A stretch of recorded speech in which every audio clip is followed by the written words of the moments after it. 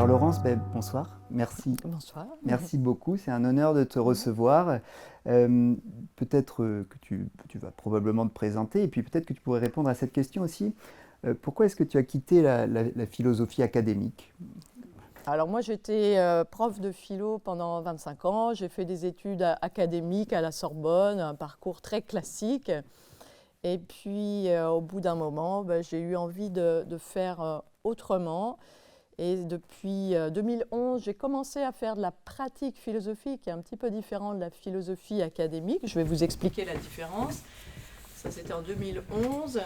Et après, j'ai vu que ça avait du sens. Et en particulier, quand j'ai commencé à travailler avec des détenus dans une maison d'arrêt, là, je me suis dit, ah ouais, ça a vraiment du sens en dehors de la classe de terminale, en fait. Là, ça m'a vraiment fait réfléchir. Et petit à petit, je me suis éloignée de la classe de terminale pour philosopher dans des endroits très différents. Et je me suis dit, ah ouais, mais je pourrais aussi partir sur les routes. Enfin, je me souviens, j'ai eu une espèce de révélation comme ça. Mais après avoir été quand même 25 ans au même endroit, peut-être j'avais envie de changer aussi. La crise de la quarantaine, il fallait changer, quoi. Et donc, ta question, c'est pourquoi j'ai quitté un petit peu quitté la philosophie académique, bien qu'elle m'ait quand même appris beaucoup de choses, parce que ça apprend à une certaine rigueur, quoi. Mais en même temps, il me semble que dans la philosophie telle qu'on l'enseigne en France, en tout cas, il y a quelque chose de très, comment dire, directif, professoral. Le professeur, souvent, si vous êtes allé en classe de terminale, souvent, je ne dis pas que c'est toujours le cas, mais assez souvent, et moi c'est comme ça qu'on m'avait appris à enseigner, eh bien on va dire, voilà la théorie des idées chez Platon, ensuite on va vous apprendre l'empirisme chez Hume, on va vous apprendre la théorie de la connaissance chez Emmanuel Kant, etc. Donc on vous fait des exposés, vous avez 17-18 ans, vous ne comprenez pas trop pourquoi on vous raconte tout ça, et donc moi, j'ai trouvé que la philosophie, comme elle est enseignée en plus juste en terminale, c'est pas génial parce que souvent les élèves, moi quand j'étais prof, je les questionnais pour les entraîner. Ils me disaient, mais arrêtez de nous questionner, faites un vrai cours. Ah ouais, c'est quoi un vrai cours? Vous nous dictez, vous nous dites ce qu'il faut mettre dans notre copie.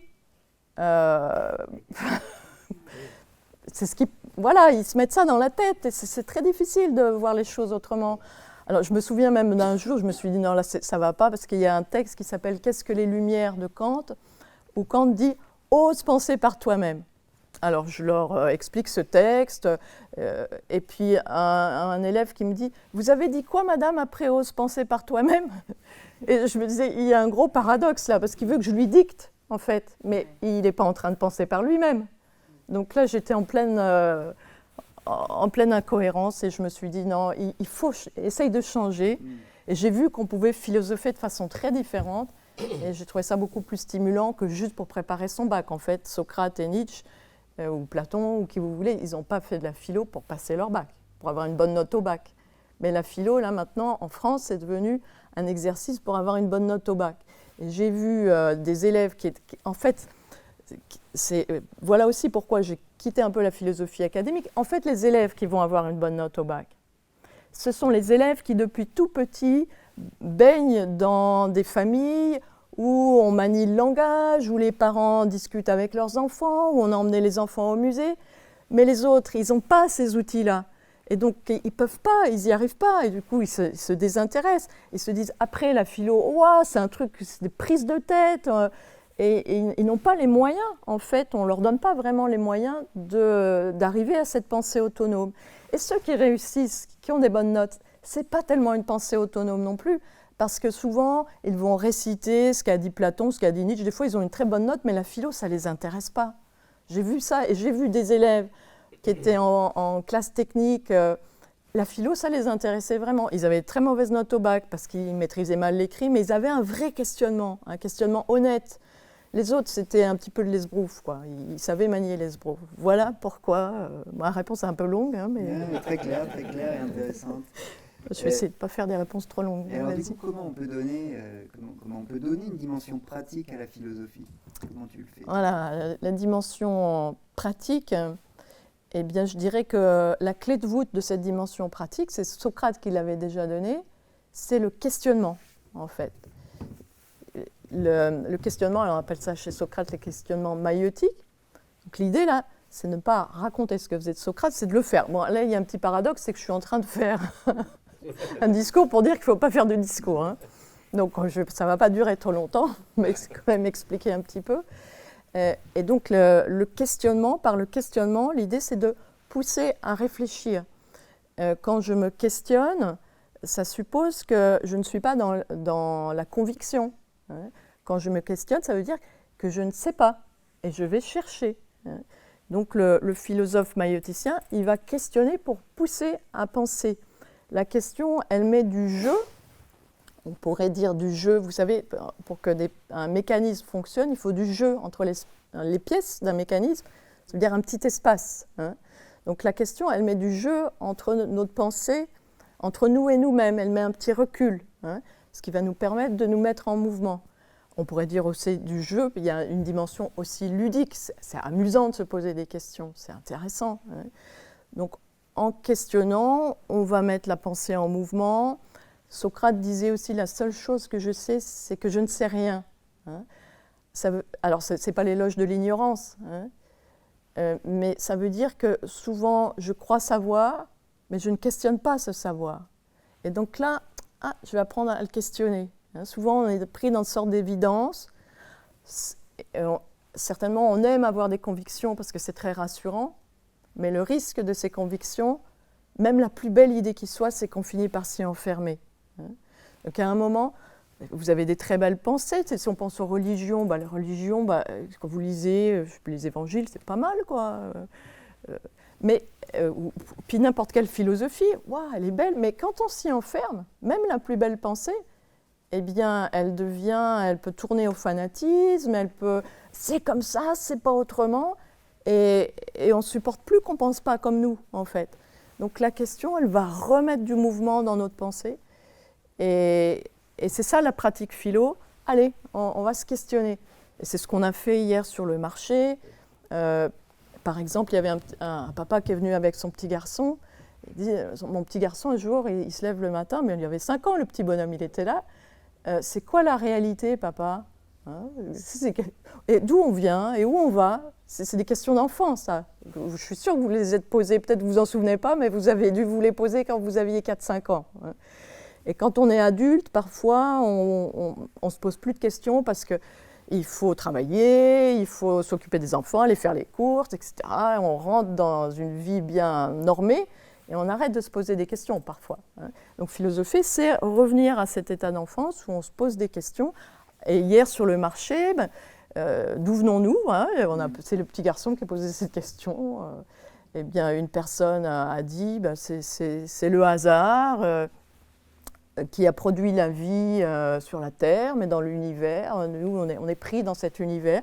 D'autres personnes ont dit, non, il y a quelqu'un qui a voulu que tu sois là. Donc une pensée plus avec l'idée d'une transcendance religieuse. Alors, on ne va pas donner la réponse, en fait, la réponse définitive, mais quelque part, on s'en fiche de la réponse. Ce qui nous intéresse, c'est de questionner.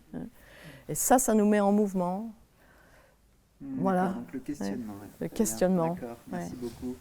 Et du coup, est-ce que la philosophie pratique et donc ce questionnement, est-ce que ça peut nous aider à penser notre vie et à permettre de faire en sorte qu'on se connaisse mieux, pour reprendre l'avantage de Socrate? Donc, à la fois dans la pratique philosophique, il y a une dimension très technique, hein, parce qu'il y a plusieurs types de questions qu'on peut poser. On va apprendre à poser des questions qui approfondissent. Par exemple, un petit garçon hier sur le marché, un autre enfant qui dit c'est difficile de demander pardon. C'est difficile de demander pardon. Voilà. Pourquoi c'est... Alors, on peut approfondir. Pourquoi c'est difficile de demander pardon? Ça, c'est une question qui va permettre d'approfondir. Hein. Ou bien, l'autre jour aussi, on avait une autre discussion, quelqu'un qui dit, pour mieux vivre ensemble, il ne faut pas de conflits. Qu'est-ce qui empêche de vivre ensemble? Ce sont les conflits. Okay? Alors, on peut poser une question qui approfondit. Pourquoi? Parce que quand on est en conflit, ça semble logique, on ne va pas arriver à s'entendre, il y a des désaccords, on n'arrive pas à vivre ensemble, et le conflit peut virer même à la guerre. Hein. Puis quelqu'un d'autre a dit, est-ce que le conflit, est-ce qu'il ne permet pas, au contraire, de vivre ensemble? Parce que s'il n'y a pas de conflit, la société, elle stagne. Donc là, on peut problématiser, du coup. Donc on a une question qui problématise. Est-ce que le conflit empêche de vivre ensemble ou est-ce qu'il permet de vivre ensemble? Parce qu'on peut voir des deux manières. Hein. Donc, il y a des questions qui vont problématiser. Donc ça, c'est assez technique, mais ça nous permet de penser ensemble. Et pour répondre à ta question, mais ça nous permet aussi de mieux vivre. Parce que les questions, ce n'est pas juste des jeux intellectuels. La question, elle va aussi nous permettre de mieux vivre avec nous-mêmes, de mettre de la clarté en nous-mêmes. Et ça, c'est la dimension très particulière de notre approche, qui comporte une dimension, notre approche de la pratique philo, qui est vraiment inspirée de Socrate, qui comporte une dimension introspective. C'est aussi connais-toi toi-même. Hein. Questionne-toi aussi sur toi-même. On peut tous observer aussi des fonctionnements qu'on a. On pourrait le dire aussi autrement. Par exemple, Spinoza, il nous dit « Les hommes se croient libres, mais ils sont ignorants des causes qui les déterminent. » Ça va? Donc je me crois libre quand je fais quelque chose, mais je n'ai pas vu qu'il y a plein de causes derrière qui me poussent à faire ce que je fais. Je me crois libre quand j'achète un iPhone, hein, mais je n'ai pas vu toutes les causes derrière qui me poussent à acheter cet iPhone. Ça vous parle? Hein? Je me crois libre, mais chacun peut examiner sa vie, hein, après, avec cette idée de Spinoza. Hein. Donc il ne s'agit pas juste de parler de Spinoza comme ça, pour dire « Ah ouais, moi je comprends Spinoza ». On peut aussi l'appliquer à sa propre vie. Hein. Peut-être vous êtes venu à cette conférence, je me crois libre de venir à cette conférence, mais quelles sont les causes qui vous ont déterminé? Vous pouvez vous demander. Est-ce que je me sens très seule? Je ne sais vraiment pas quoi faire, j'en ai marre de Netflix, donc je viens. Est-ce que je veux avoir l'air intelligent? Il y a des tas de causes que vous pouvez examiner qui fait que vous êtes là. Donc cette idée de Spinoza, on peut l'appliquer à sa propre vie. Donc les philosophes, on peut aussi à chaque fois questionner, et moi dans ma vie, comment ça marche l'idée de Spinoza ou les idées d'Épicure, etc. Comment je l'applique à ma propre vie. Et donc dans la consultation, il y a une approche qu'on va travailler beaucoup dans la consultation philosophique, parce que la pratique philo telle qu'on la propose, elle se décline de deux manières. En atelier collectif, comme on l'a fait sur le marché, mais aussi en individuel, où on va davantage essayer de s'observer soi-même. Alors, et si vous voulez, cette prise de conscience de nos fonctionnements, ça me semble indispensable pour mieux penser avec les autres. Je vous donne un exemple. Hier, un monsieur, il arrive, « Ouais, vous avez écrit sur votre affiche, là, vous avez écrit philo. » Mais vous ne pouvez pas faire ça, c'est scandaleux, hein, parce que philo, ça veut dire aimer. Et vous avez oublié Sophie, hein, philosophie. Alors il me dit, bah, parce que ça peut être philo, il y a plein d'autres, philothérapie, philo, je ne sais pas quoi. J'étais très très fâchée. Hein. Je lui dis, bon, bah, monsieur, vous êtes un peu tatillon sur les mots, là. Ouais, bah, j'ai bien raison d'être tatillon. Donc on sentait une colère. Hein. Après, je lui dis, vous êtes en colère, non? Non, je ne suis pas en colère. Bon. Mais si on reste comme ça, on ne peut pas penser, en fait. Si on est pris dans sa colère tout le temps, comment voulez-vous réfléchir? Donc, il y a peut-être un petit travail à faire pour observer aussi des fonctionnements qu'on a. Là, ça a bien marché. Je ne dis pas que ça marche toujours, mais alors, après, je lui dis, mais qu'est-ce que vous opposez à la colère? Là, il faut le faire réfléchir. Il me dit, j'oppose à la colère, j'oppose la joie. OK, ça peut marcher. Passion joyeuse, hein, dirait Spinoza. Donnez-moi un exemple de quelque chose qui vous rend joyeux. Ouais, Emmanuel Macron, il nous a grugés. Je dis, mais vous voyez que vous repartez dans la colère et que vous ne pouvez pas me dire un truc joyeux. Et là, il s'est mis à sourire. Il m'a dit, mais ouais, vous avez raison, en fait, je suis pris dans ma colère. Et il a eu la banane tout à coup, parce qu'il a vu ce fonctionnement. Et là, il a dit, mais c'est chouette, en fait. C'est intéressant, je comprends. C'est vrai, vous avez raison, en fait, je suis dans ma colère. Après, il m'a dit, il était chauffeur routier. Je voudrais maintenant avoir un grand camion pour mettre des livres et je vais vous suivre. Il est parti tout joyeux, quoi. Et donc, et là, il était dans des conditions où il pouvait enfin philosopher. Après, il y a une autre dame, même genre. Elle est restée dans sa colère, elle est partie. Voilà, ça ne marche pas toujours. Mais l'idée, c'est de comprendre nos fonctionnements pour arriver à mieux dialoguer avec les autres. Un autre jeune homme, si vous vous souvenez, Cédric, qui était très sympathique, hein, qui arrive, qui dit « On était tout un groupe constitué, quelles questions vous vous posez ?» Et Cédric nous dit « C'est quoi la différence entre l'éducation et la transmission ?» Ok, super, jolie question.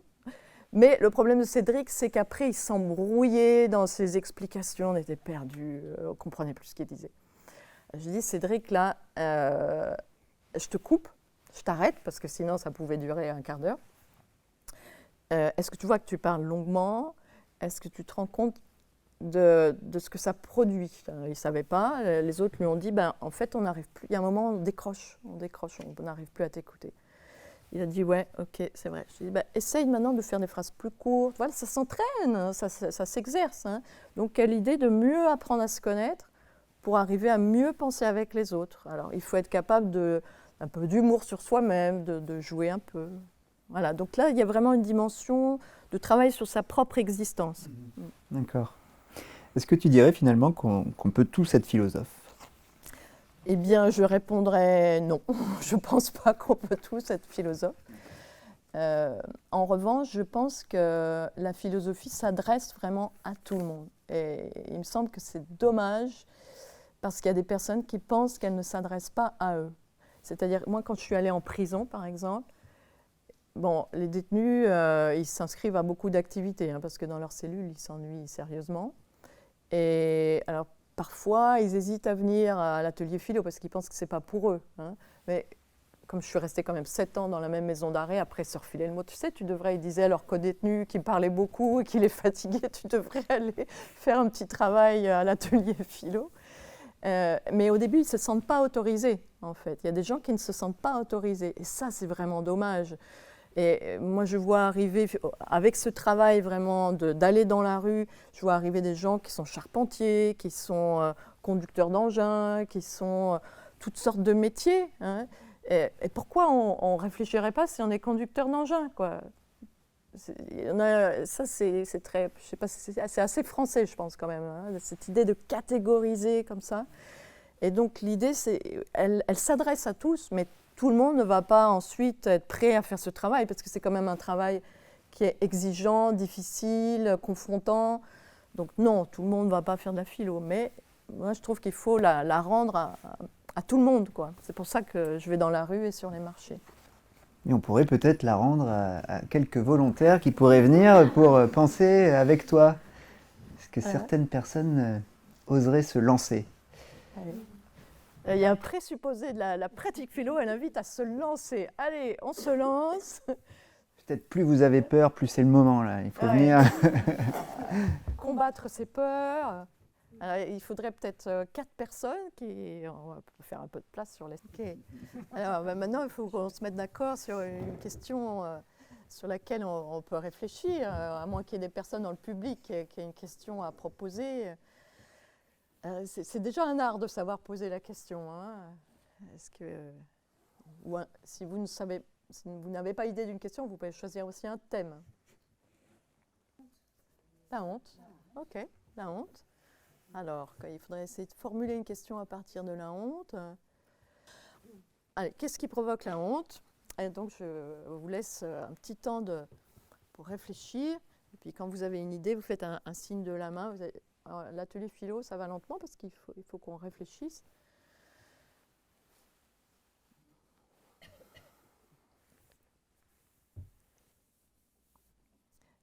Et puis alors, donc, Véronique, votre prénom? Olivier. Nathalie. Juan. Okay. On peut y aller. Qu'est-ce qui provoque la honte? Moi, je dirais quand je ne me sens pas à la hauteur. Ne pas se sentir à la hauteur. Hein. Ce qui provoque la honte, on ne se sent pas à la hauteur, donc on a honte. Oui, j'enchaînerai sur ce que tu dis. Il y a à la fois le regard de l'autre et puis l'écart qu'on peut avoir avec la pensée qu'on a sur soi-même, le level sur lequel on se met. Enfin, d'accord. Ouais. Donc je fais un peu écho à ce que tu dis. Si je ne me sens pas à la hauteur quand je fais une activité, j'ai honte. Mes propres attentes. Donc ça veut dire j'ai toujours honte par rapport à à quelque chose que je devrais faire, mais que je ne fais pas. Qui peut être un juge extérieur ou intérieur. Ok, alors il y a beaucoup de choses dans ce que tu dis, Véronique. Juste, on va rester un petit peu chez Véronique. L'idée aussi, je dis un petit peu pour les participants, c'est de ne pas juxtaposer juste des idées, parce que chacun pourrait dire la honte, c'est ça, c'est ça, c'est ça. Mais essayer vraiment de construire une réflexion collective. C'est pour ça qu'il faut beaucoup d'attention à ce que dit chacun. Donc, ne pas se sentir à la hauteur. Et il y a un autre mot qui est apparu chez Véronique. Est-ce que vous l'avez entendu? On va demander à Véronique, tu ne répètes pas, mais est-ce que vous l'avez entendu? Ouais. Je pense que c'est peut-être le regard de l'autre. Voilà. Moi, je pense... Attends, avant de dire moi je pense, pour l'instant, on est chez Véronique. Et chez Véronique, il y avait une autre idée que celle d'être à la hauteur. Il y avait l'idée du regard. Oui, et elle a dit regard extérieur ou intérieur. Donc quand j'ai honte, il y a forcément un regard. Alors, si c'est un regard intérieur, ça veut dire, il vient d'où ce regard intérieur? Est-ce que vous êtes d'accord, déjà, est-ce que vous êtes d'accord que dans la honte, il y a toujours l'idée d'un regard posé sur soi? Ou bien est-ce qu'il y a des personnes pas d'accord? Est-ce qu'il y a des personnes qui n'est pas d'accord avec ça? Non, vous êtes d'accord du coup. Okay. J'ai une petite question de méthode. Quand quelqu'un propose une idée, on va toujours essayer d'aller voir qui n'est pas d'accord. Parce que là, ça peut ouvrir un débat. Des fois, tout le monde est d'accord. Bon, okay. Donc, pour l'instant, tout le monde serait d'accord. Peut-être dans la salle, il y a des gens qui ne sont pas d'accord, mais bon, on va faire notre petit dialogue. Et puis après, on dialoguera aussi avec les personnes dans la salle. Donc, la honte suppose toujours un regard. OK. Et d'où il vient ce regard? Si c'est même un regard de soi sur soi, d'où ça vient? Bon, je pense que ça peut aussi venir de l'éducation. Un regard qui viendrait de l'éducation. Je porte un regard sur moi parce que ça vient de mon éducation. Ouais. Autre chose sur d'où vient le regard que je porte sur moi? Je pense qu'il est surtout extérieur. Moi, ce regard, c'est plus les autres que soi-même, même si je suis d'accord qu'il y a quand même une partie de regard intérieur, mais je pense que c'est plutôt faire le contraire de ce que les autres attendent de nous, d'une certaine idée que les autres ont de nous, ou que nous-mêmes avons de nous. On fait quelque chose qui diffère de ça, et qui au début peut provoquer une honte. Oui, tu introduis les attentes, une attente. Oui, donc la nouvelle idée, une attente, mais est-ce que, parce que là on est en train, est-ce que ça vient des autres, de moi? Est-ce qu'on a honte par exemple quand on est tout seul? Je suis tout seul chez moi, est-ce que j'éprouve de la honte ou est-ce que c'est un sentiment qui ne peut pas se produire quand on est seul? Qu'est-ce que vous en pensez? On peut se mettre en colère et se traiter d'idiot ou d'idiote en étant seul. En étant seul. Donc tu peux avoir honte de toi tout en étant seul chez toi. Ouais. Est-ce qu'il y a des personnes qui ne sont pas d'accord? Quand on est seul, du coup, c'est pas possible qu'on ait honte. Non, je suis d'accord. Non, donc, ouais. Je suis d'accord. T'es d'accord. C'est trop beau. Ce serait trop beau. Allez, je me débarrasse de la honte, mais on peut avoir honte. Mais est-ce qu'on est vraiment seul, du coup, quand on a honte et qu'on est tout seul chez soi? Est-ce qu'on est seul ou est-ce qu'on a embarqué les autres avec soi? On les a quand même embarqués. On les a embarqués. C'est quelque chose de vécu durant la journée, et disons, le soir, on a toujours honte. Et oui. On a toujours ce regard qu'on a reçu. Mettons que j'ai honte là devant toutes les personnes qui sont là, j'ai honte parce que j'ai dit je sais pas quelle bêtise, ou que je me suis cassé la figure sur l'estrade. Je rentre chez moi, je suis toute seule, j'ai embarqué toute la salle. Ça dépend des gens après. Oui, voilà. Il y a des gens plus sensibles à ça et des gens qui vraiment n'ont rien à faire. Voilà. Ouais. Mais en tout cas, je suis seule chez moi, mais je ne suis pas si seule que ça. Ça veut dire que j'ai quand même, les autres, ils sont encore là. Donc la honte suppose toujours un regard, une altérité, quoi, un autre regard. Ok. Donc on a. Je ne suis pas tout à fait certaine, mais je ne pourrais pas l'argumenter. Est-ce que je ne suis pas tout à fait certaine. Est-ce qu'on peut avoir honte sans aucun regard extérieur porté sur soi? Ou alors un regard passé, effectivement. Ou un regard passé. J'ai honte, quand j'avais 15 ans, j'ai fait je ne sais pas quoi. Mais parce qu'on m'a vu à ce moment-là. hein. Donc la honte serait un sentiment qui implique toujours le regard de l'autre. Hein, et on se juge à travers le regard de l'autre. Ouais. Ok, donc on a un petit peu défini ce sentiment. Peut-être aussi l'idée qu'on a du regard de l'autre. Oui.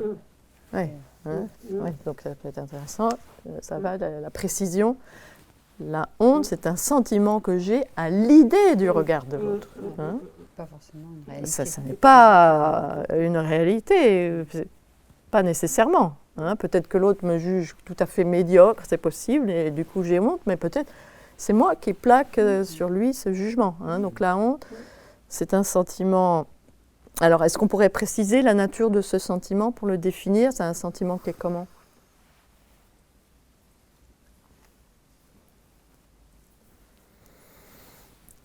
Du coup, Olivier, parce qu'on ne t'a pas encore entendu. C'est un sentiment... J'évite de parler pour pas justement ressentir la honte et... Voilà. Tu vas prendre notre terre après. Eh oui. C'est le problème, c'est bien. Eh oui. Je vais essayer de parler quand Eh même. oui. Eh oui. Parce que si tu ne dis rien alors que tu es venu là pendant 10 minutes, après tu vas avoir honte de t'être tu. Je me nourris de ce que disent mes camarades, c'est très Oui. intéressant. Donc, alors, la honte, c'est un sentiment de quelle nature, tu saurais dire, ou Je le vois que comme un sentiment négatif. comme un sentiment négatif? Ouais. Je n'arrive pas à voir la honte comme étant constructive. Enfin, Ok, je bah, vois les choses on va comme voir. ça. Donc, pour l'instant, la honte serait un sentiment négatif lié à l'idée que j'ai du regard de l'autre. Voilà, c'est notre petite définition. Elle vaut ce qu'elle vaut. Alors, mais toi, tu te dis, je ne la vois que comme un sentiment négatif. Est-ce qu'il y a des personnes pas d'accord avec Olivier qui disent, ah ben, on peut le voir comme positif? Mais je pense qu'il faudrait nuancer entre, du coup, honte et pudeur, qui est un peu une forme de honte qui nous permet, qui nous empêche de faire quelque chose, mais qui serait pas si positif que ça. Donc, mais c'est vrai que le mot honte en soi, et on va rester sur ce mot pour pas compliquer les choses, entièrement négatif, mais très relié au concept de pudeur. Oui, alors est-ce que dans certains cas, parce que tu as l'air de dire la pudeur, elle peut me retenir de faire certaines choses qui seraient pas très bien, Qui serait problématiques, qui seraient problématique, mais dont je ne me rendrais pas compte. dont je ne me rendrais pas compte. Donc est-ce que la honte, elle aussi, elle peut nous empêcher de faire des choses qu'on pourrait regretter ou qui seraient problématiques? Oui, après on peut les regretter. Ouais. Ou d'être une Donc, sorte de régulateur. Enfin, oui, c'est ça, donc est-ce que là, donc on a une sorte de problème philosophique là qui apparaît. La honte est-elle un sentiment purement négatif, hein, ou bien peut-elle aussi être un régulateur, hein? Peut-être là, elle peut être un régulateur. Ou un propulseur. Attends, on ne va pas aller trop vite. Hein. On sent que... Ouais, ça. Alors là, on pourrait faire un petit travail aussi sur Véronique. Parce que tu sens que ça va vite chez toi. Pas forcément, non. Non, Non. Tu sens pas que ça va vite, ta réflexion? Ah oui, non, Hein? j'ai l'impression de rebondir. Ah ben oui, bah si tu si rebondis, justement, quand on rebondit, on va vite. Hein. Voilà. Après, tu te demandes, après, voilà, on s'observe. Vous voyez, en même temps qu'on pense, on s'observe un peu penser aussi. Hein. Et si on voit qu'on va vite, il y a des gens qui vont très vite, il y a des gens qui sont plus en retrait, qui vont plus lentement. Chacun on a notre fonctionnement qui a du sens. Hein. Aller vite, ça a du sens.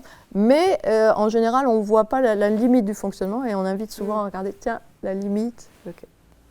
Alors, donc on est la honte, elle peut être un régulateur. Est-ce que vous êtes d'accord?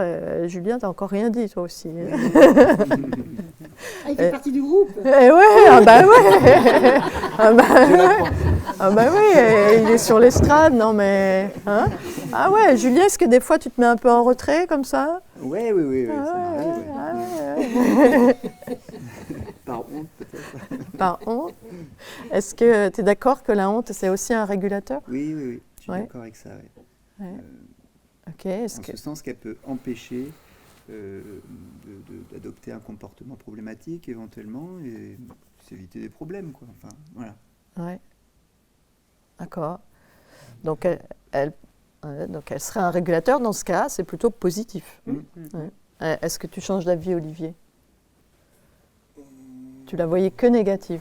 Oui, mais là on parle de honte un peu par anticipation, une forme de pudeur, d'inhibition qui m'éviterait de faire quelque chose de mal. Ouais, ouais. Et après, effectivement, de ressentir de la honte, de causer de la honte, un sentiment de honte chez autrui.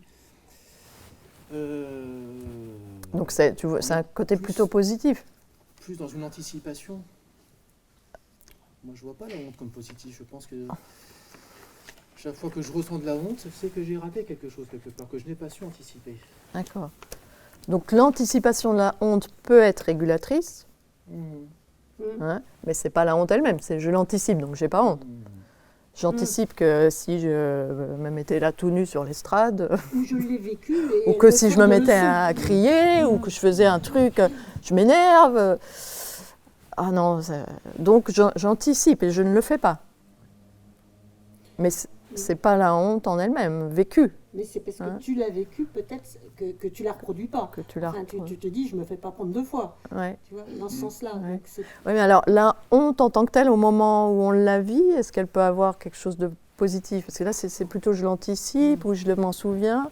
Parce qu'il y a des personnes qui pensent qu'au moment même où je vis la honte, ça peut être quelque chose de positif ou c'est purement négatif. Ouais, moi je propose qu'il y a un côté positif par rapport à l'idée qu'on a donnée tout à l'heure, que c'est quelque chose d'assez subjectif, que c'est l'idée qu'on se fait de l'attente qu'on peut avoir de nous, et que du coup, quand on ressent cette honte, on peut questionner cette idée en se disant, voilà, c'est un peu trop, peut-être j'exagère sur ce que je pense qu'on attend de moi, ou quelque chose comme ça. Ça peut permettre une introspection un peu, parce que c'est désagréable, et parce que ça révèle de façon très forte peut-être la chose qui cause notre honte, quoi. Alors, il faut suivre Julien, là. Ah, t'as vu, je suis plus en retrait. Je suis dans les extrêmes. Alors, et là, une petite technique de questionnement. Quand quelqu'un a une idée un peu complexe, et vous animez, vous n'avez pas tout à fait saisi ce qu'il dit. Alors là, est-ce que quelqu'un pourrait reformuler, hein? On peut demander à quelqu'un de reformuler pour qu'on soit tous bien sur le même plan. Et là, qu'on ne se paye pas de mots, hein, parce que entre parenthèses, des fois, on pourrait demander aux conférenciers philosophes où on ne comprend rien, est-ce qu'on pourrait reformuler? Parfois, on ne peut pas. Hein. Alors, on va voir si on peut reformuler ce qu'a dit Julien en essayant de faire une phrase courte. Est-ce que quelqu'un pourrait faire ça?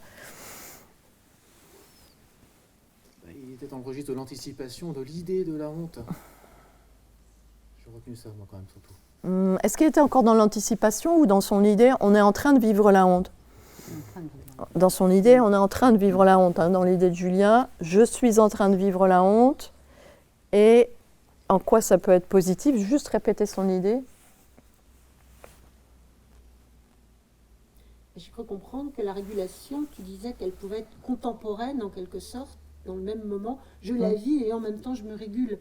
C'est ce que j'ai cru comprendre de ce que tu disais. C'est ça. Je vis la honte.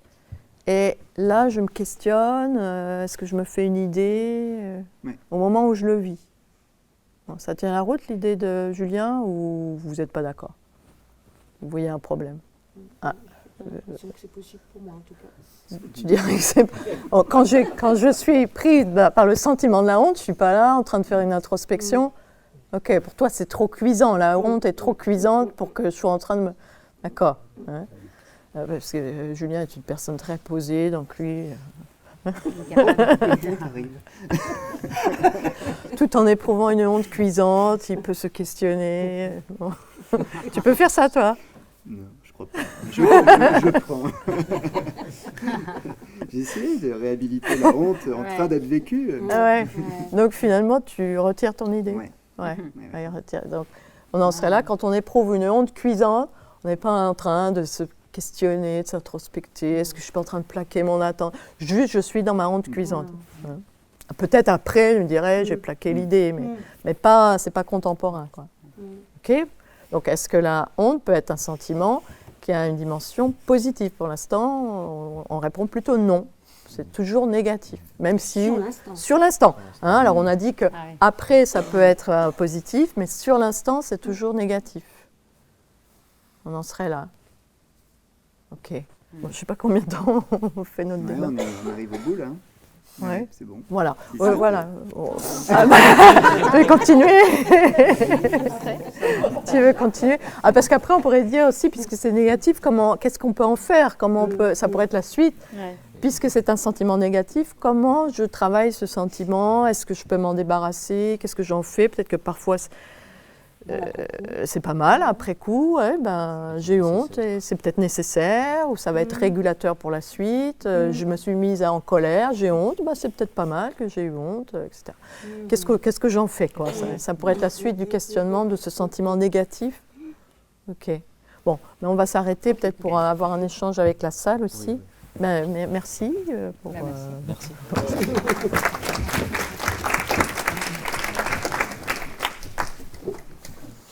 Quelle heure est-il? Il est 7h05.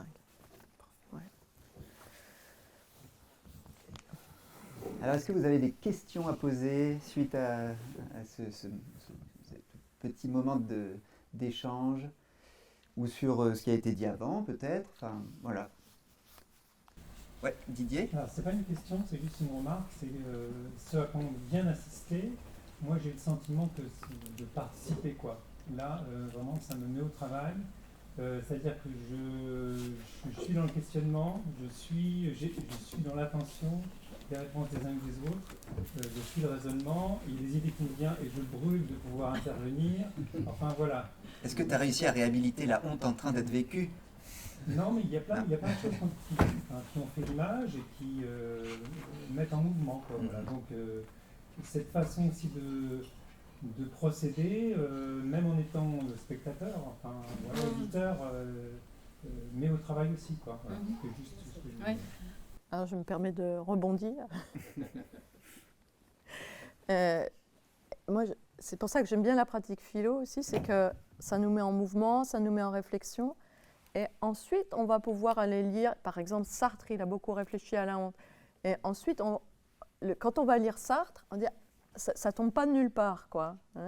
On va pouvoir s'approprier aussi la pensée des philosophes, parce que tout ce que j'ai dit tout à l'heure, ça ne veut pas dire qu'on met à la poubelle la réflexion des philosophes qui nous ont précédés, pas du tout. Mais c'est qu'on va pouvoir peut-être davantage comprendre, parce qu'on s'est posé soi-même la question. Voilà, donc c'est la démarche, pour reprendre sur la différence entre pratique philo et philosophie académique. La pratique philo, elle est ascendante, c'est la remarque que tu faisais. On part d'un questionnement qu'on a tous vécu, la honte, tout le monde connaît ça, mais on ne l'a pas toujours analysé, on le questionne ensemble. Et ensuite, on va aussi pouvoir aller se référer à des auteurs. Tandis que la philo académique, elle vous balance Sartre, l'être en soi, l'être pour soi, on n'y comprend rien. Des fois, parce qu'il utilise des concepts un peu, des fois, alambiqués. Mais on ne comprend pas, on ne peut pas le saisir. Alors que dans l'autre sens, c'est beaucoup plus facile.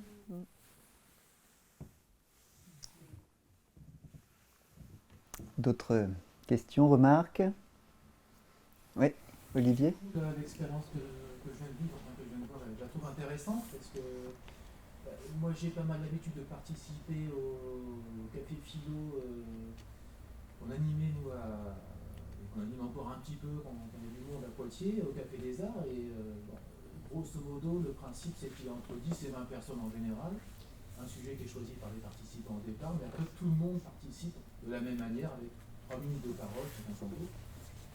Et là je me rends compte que c'est encore un autre concept avec une salle qui assiste à un débat entre quelques personnes sélectionnées, 4 personnes. Je t'en parlais, c'est un autre. Je trouve que c'est un autre concept de débat qui est pas mal aussi, j'avais jamais pensé à ça. Entre le débat socratique entre deux personnes, enfin, le dialogue maïotique entre deux personnes, et puis toute une assemblée qui participe, et là c'est un peu un entre-deux qui est pas mal. En fait, c'est un peu un prototype qu'on a mis en place. Moi, je n'avais jamais fait comme ça. Tu l'avais déjà fait, toi? De fait comment? Il y a une salle, et puis il y a des personnes qui débattent, et ensuite... Ah oui, non, jamais. fait. Mais je crois que ce qu'Olivier dit aussi, c'est que le café philo auquel il avait l'habitude de participer avait un fonctionnement différent, avec un temps de parole très délimité. Tu sais, je t'en parlais, un ordre défini en fonction du moment où on levait la main. Ouais, c'est ça, hein? Oui. On était un peu obligé de créer des règles du jeu, tout simplement. parce qu'autrement, on ne s'en sort pas, quoi. On a un temps défini et un temps de parole défini, un ordre dans les interventions. Alors, un animateur ou une animatrice, mais qui n'ont pas votre parcours professionnel. Et c'est vrai que vous apportez une pédagogie aussi, que nous n'avons pas. Nous, on était des transmetteurs de parole, des régulateurs, on était des initiateurs, mais en aucun cas, on n'a pas votre pédagogie à vous. Donc ça, c'est très appréciable aussi. C'est une dimension aussi que je trouve intéressante et nouvelle. Ce qu'on essaye, alors souvent les ateliers, il y a plus de personnes, il peut y avoir une dizaine de personnes. Et on essaye de ne pas juxtaposer des monologues. Donc, alors là, on l'a fait un petit peu, mais par exemple, quand Véronique a une idée, eh ben, quelle est son idée? Est-ce qu'on peut continuer avec son idée de jugement, par exemple? Parce que sinon, on va juxtaposer chacun son point de vue et on ne construit pas ensemble une réflexion. Là, l'idée, c'est qu'on arrive à construire ensemble une réflexion. Donc, ça suppose d'être très attentif à ce que dit chacun, pour pouvoir répéter éventuellement ce qu'il dit, et petit à petit construire. Alors, moi, mon travail, c'est d'essayer de trouver les questions qui vont faire en sorte que la réflexion, elle s'harmonise. Voilà. Après, c'est un travail qui s'apprend. Hein. Moi, ça fait des années aussi que je fais ça. Il y a des gens que je forme à cette pratique. Toi aussi, tu as été formé, parce qu'il y a plusieurs personnes qui se forment à ça. Hein. Ça vient de l'Institut de pratique philosophique. Il faut rendre à César ce qui est à César. Hein. C'est un philosophe qui s'appelle Oscar Brénifier qui a vraiment mis en place ce type de dialogue en s'inspirant de Socrate. Et nous, il nous a inspiré aussi ce monsieur-là, Oscar Brénifier. Et donc voilà, l'idée c'est qu'on ne juxtapose pas des monologues. Et on va c'est une gymnastique pour les participants parce qu'il faut à la fois élaborer des réponses aux questions qui sont posées, mais en même temps écouter ce que dit l'autre. Hein. C'est très difficile, ça s'apprend. Hein. Les premiers, au début, ils n'y arrivent pas du tout. Hein. Puis il y a des gens, ils reviennent, après, ouais, ils arrivent bien à écouter ce que dit l'autre, ça s'entraîne. Parce que souvent, on est un peu omnubilé, parce que justement, on a honte de dire des bêtises, donc on est omnubilé par ce qu'on va dire, mais on n'écoute pas du tout les autres. Donc là, il y a une gymnastique qui demande à être très présent aussi, parce que parfois, il y a des personnes qui sont toujours avec la première question, ça arrive, hein, qu'on a posée au tout début, et puis qui n'ont même pas entendu les autres questions. Donc, ils ont 3 trains de retard. Donc, nous, notre travail, c'est de faire en sorte que tout le monde soit au même moment présent. Et donc, pour petite page de publicité, si vous souhaitez participer à un de nos cafés philo, ça prend plutôt la forme comme ce soir, hein, c'est quelque chose qui ressemble. On est parfois nombreux, mais il y a aussi des règles du jeu sans que ce soit nécessairement strict au sens de temps de prise de parole, etc. Voilà, ça ressemble un peu à ce que vous avez vu ce soir, donc n'hésitez pas à suivre nos actualités et à essayer de nous rejoindre, voilà, si vous le souhaitez. Les personnes que ça intéresse, c'est vraiment un exercice, quoi. C'est voilà, qui s'apprend, c'est comme si vous faites du yoga ou n'importe quel exercice sportif. Bon, c'est sympa de faire du yoga une fois, hein, pourquoi pas. Mais si vous faites vraiment du yoga, vous en faites toutes les semaines. Voilà, c'est un truc. C'est une gymnastique, c'est une vraie gymnastique en fait. Ouais, moi, je trouve qu'elle fait du bien, hein, sinon je ne le ferais pas. Un petit peu comme le yoga, parce que ça assouplit en fait. Ça assouplit et ça affermit en même temps. Hein, comme disait Montaigne, ça permet de construire son arrière-boutique aussi. Ça rend plus solide en fait, tout en assouplissant, parce qu'on sait ce qu'on pense. Ouais. Oui. Oui, vous nous avez dit au début que vous faites ça depuis un certain nombre d'années. Est-ce que vous avez des retours d'expérience de personnes que vous avez croisées pendant ces années, de ce que vous avez semé finalement, parce que quelque part vous êtes semeuse de graines de pensée, et donc est-ce que vous avez un retour? Oui, alors j'ai rencontré toutes sortes de personnes, hein, des personnes qui... Alors, il y a des personnes qui ont un vrai suivi depuis 10 ans, alors pour certaines même qui se sont engagées dans la pratique philo. Hein, Donc, je ne sais pas s'il y en a là dans la salle. Il y a Anan qui est là, qui s'engage dans la pratique philo. Elle aussi, maintenant, elle anime des ateliers. Après, ce n'est pas non plus une foule énorme, mais je dirais peut-être une petite dizaine de personnes qui s'engagent et qui, pour chercher à en vivre aussi, parce que moi, j'en vis, et ce n'est pas évident d'en vivre. Ou soit des personnes qui s'engagent comme Anan pour animer des ateliers et en vivre, soit des personnes aussi qui vont mobiliser cette pratique pour leur activité professionnelle. Je connais un monsieur qui est manager. Et pour dialoguer avec les personnes avec lesquelles il travaille, il utilise cette méthode. Alors, pas avec le même objectif, mais après, ça permet d'écouter tous les points de vue, ça permet d'avoir des vraies discussions. Et puis des psychologues aussi qui peuvent utiliser pour leur pratique. Donc il y a des personnes qui intègrent vraiment ça. Et il y en a certaines, ça fait 10 ans que je les connais. Il y en a d'autres que je n'ai plus jamais revues. C'est assez variable. Mais petit à petit, j'ai l'impression que ça fait son chemin, un peu en souterrain, parce que parfois l'académie n'apprécie pas toujours les profs de philo, ce qu'on fait. Enfin, ça dépend. Il y a des profs de philo qui aiment beaucoup, qui s'en inspirent. Ils ne sont pas très nombreux, j'en connais 3. Voilà, mais il y avait Élodie, mais qui est partie. Oui, il y a Élodie qui fait aussi de la pratique philo, mais elle a dû partir. Voilà.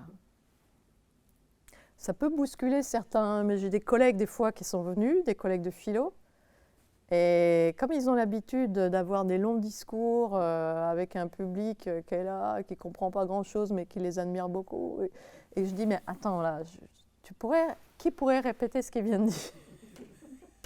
Alors, soit tu es Einstein et vraiment on n'arrive pas, soit c'est pas très clair, quoi. Alors, des fois, ça déplaît, parce que moi, j'ai vu, il me semble, des professeurs, je ne sais pas que c'est le cas de tous les professeurs, ce n'est pas une généralité, mais j'ai vu des professeurs utiliser un langage un peu abscon, un peu compliqué, pour impressionner. Mais en fait, c'était creux. Parfois, c'est complètement creux. Même si on comprend sur le moment, mais qu'on ne retient pas. Et qu'on ne retient pas. Voilà. Alors parfois, c'est profond et il y a trop d'infos. Effectivement, parfois, vous avez des philosophes très, très, très puissants. C'est un peu le cas de Deleuze, quelqu'un que j'ai beaucoup admiré et que je continue à admirer. Mais en 1 heure, il a abordé un nombre de trucs et vous ressortez de là. C'est comme si vous avez mangé un énorme gâteau, quoi. Vous avez une indigestion. Nous, on ne propose pas de manger un énorme gâteau, on propose des petites parts et puis qui vont vous nourrir vraiment. Parce que si on en prend trop, on n'arrive pas Il peut y avoir un gavage intellectuel comme il y a un gavage physique. Et nous, on ne cherche pas le gavage intellectuel. Et des fois, il y a des gens qui sont déçus. On est venu à un atelier philo, on a eu 3 idées, quoi. Ils en voulaient une 50aine. Et la technique, ça, je veux dire, ça s'apprend Voilà, nous, on propose des formations.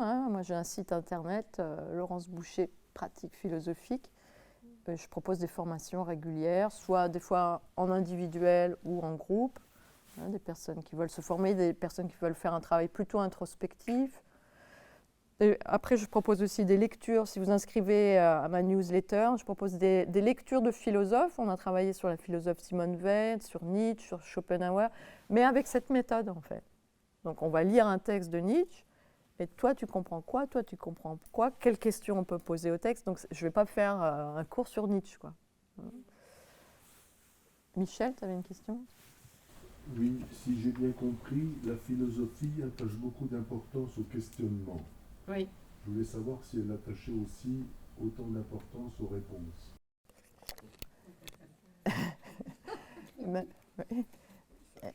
Oui. Écoute, les réponses sont importantes aussi, bien sûr, mais le questionnement, c'est ce qui met en mouvement. Alors les réponses, bien sûr. S'il n'y avait aucune réponse, là, tout à l'heure, il y a eu des réponses. Et ces réponses, elles ont du sens, elles sont stimulantes. Elles ne sont jamais définitives, elles ne sont jamais absolues non plus. Là, c'est vraiment une pratique, je dirais, anti-dogmatique, anti-fanatique, on n'est jamais... La philosophie de cette démarche, c'est on n'a pas de conviction arrêtée et définitive. Même si on peut avoir des idées, bien sûr. Mais, ouais. Je disais ça en pensant au domaine scientifique, par exemple. les scientifiques ne savent pas définir la vie. C'est une de leurs grandes questions. Ils ont trouvé énormément de choses, hein, c'est super, mais ils cherchent encore ce que c'est que la vie. Alors, on cherche, ils cherchent, mais quand ils auront trouvé, ils seront vachement contents, puis peut-être que nous aussi. Donc, la réponse est vachement importante, quoi. Oui, mais les scientifiques, ils trouvent des réponses, mais souvent ils les re-questionnent. Oui, mais après, c'est sans fin, quoi. Ils ont trouvé quelque chose. Mais on est super content de trouver, mais enfin, moi je vois les choses comme ça. Ces réponses-là, elles peuvent être très stimulantes. Moi, des fois, même les personnes ont des idées. Waouh, je repars d'un atelier, je dis, ah ouais, c'est intéressant de voir comme ça. Je dirais qu'elles ne sont jamais absolument définitives. En fait, peut-être que rajouter que dans l'atelier philo, on essaie de proposer différentes perspectives. En fait, il y a l'idée que toute idée peut être questionnée, peut être revue avec des lunettes différentes. On ne verra pas la même chose si on met des lunettes, si quelqu'un est très moral, si quelqu'un voit plutôt tendance à voir le monde en c'est beau, ce n'est pas beau, qui est plutôt une vision esthétique, une vision utilitariste. Voilà. Et le fait de pouvoir dialoguer, ça permet d'envisager différentes perspectives. Alors l'écueil de ça, c'est, on pourrait dire du coup à la fin, mais alors tout se vaut. Mais on a quand même cette tendance on sombre pas, on essaie de pas sombrer dans le relativisme, et on essaie de pondérer un peu, de donner des forces à l'une ou l'autre idée. Et c'est ce qu'a fait Laurence tout à l'heure, il me semble, hein, en disant, voilà, plutôt non, quoi. Plutôt la honte, on n'arrive pas à trouver l'aspect positif de cette idée. Voilà. C'est plusieurs perspectives, mais sans non plus donner la même force à toutes les idées. Ça te parle, ça Oui. ou... Je dirais qu'il y a deux écueils pour ne pas penser. En fait, c'est le dogmatisme, c'est comme ça, c'est pas autrement. Hein.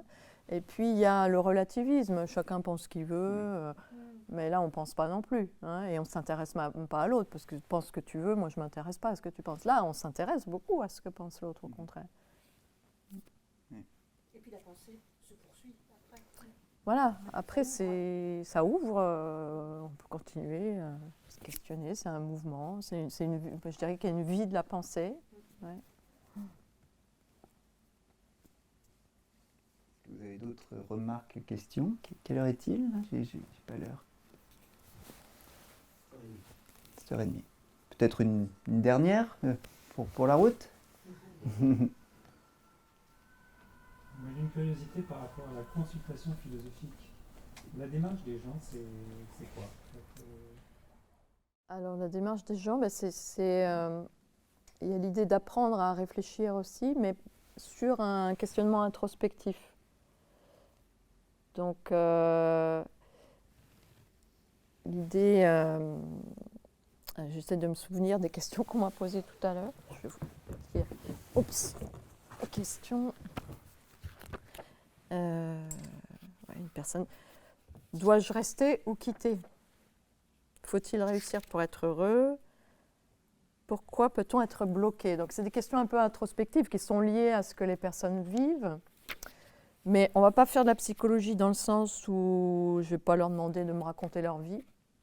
On va rester, par exemple, dois-je rester ou quitter? Je vais demander, en général, c'est quoi l'avantage de rester? Et là, c'est en général, hein, ce n'est pas juste vous. En général, c'est quoi l'avantage de rester? Et pourquoi on peut vouloir quitter? En général. Hein? Donc, on peut vouloir rester parce que ça permet une stabilité et quitter parce qu'il y a un côté de liberté. Là, c'est en général. Et après, on va revenir à la personne. On fait tout le temps des allers-retours entre du général et du particulier. Donc, il y a quelque chose de très introspectif dans la consultation philo, mais qui n'est pas dans du narratif. Donc, on va demander des arguments. Pareil, une personne, je lui ai demandé, elle avait peur de montrer sa vulnérabilité. Hein. Eh bien, essaye de trouver des arguments selon lesquels ça peut être intéressant de montrer sa vulnérabilité. Donc, on va aller penser son impensable. Hein. Donne-moi 3 arguments pour lesquels montrer sa vulnérabilité, c'est bien. Alors, ça ne veut pas dire que la personne va changer d'avis, hein, mais au moins, elle a vu un autre point de vue. Voilà. Donc, il y a une gymnastique entre le cas particulier et le général. Ce n'est pas de la philosophie académique parce qu'on interpelle la personne dans sa façon d'être et de penser, mais ce n'est pas non plus de la psychologie dans le sens où on n'est pas dans du narratif. C'est un exercice particulier. Oui. Comment elle s'arrête? Elle s'arrête. Combien de temps ça commence à faire? Donc ça s'arrête quand on a déjà mis au jour un schéma, un petit peu un schéma existentiel, que la personne voit. Elle cherche plutôt à se protéger, au contraire, elle est plutôt à vouloir tout essayer. Enfin, voilà, on a mis au jour un schéma. L'avantage de ce schéma, parce qu'on a tous un petit peu des schémas, d'ailleurs, on l'a vu tout à l'heure, hein, chacun de nous, on entre un peu dans des schémas qui ont du sens, qu'on a adoptés en général depuis qu'on est enfant, sans voir toujours le problème. Où est-ce qu'il y a un moment, ça pose problème. Donc, on va regarder le schéma, on va voir le problème qu'il peut poser, et puis la personne veut dire, il y a un moment où on lui propose de faire un choix existentiel. Soit ce schéma, maintenant vous avez pris du recul, parce que nous, notre travail, c'est d'être comme un miroir. Vous avez vu le schéma, vous pouvez l'accepter. Après tout, vouloir cacher sa vulnérabilité, ce n'est pas interdit, vous l'assumez.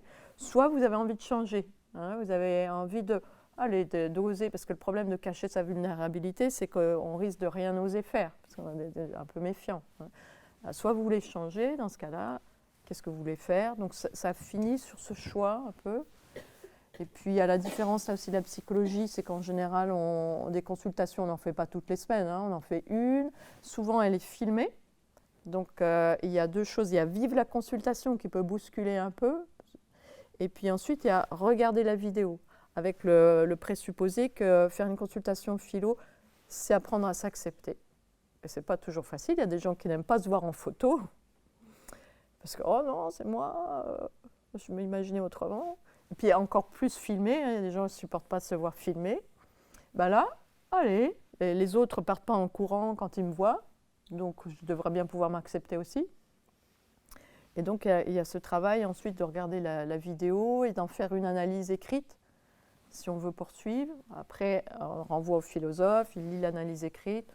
Mais ça prend du temps, puis on en fait 2, 3 des consultations, et après, si la personne veut poursuivre, là on va lire des textes, on va travailler sur des contes philosophiques, on ne va pas passer non plus 10 consultations philosophiques à s'introspecter. Hein. Merci beaucoup, Laurence. Merci. Merci.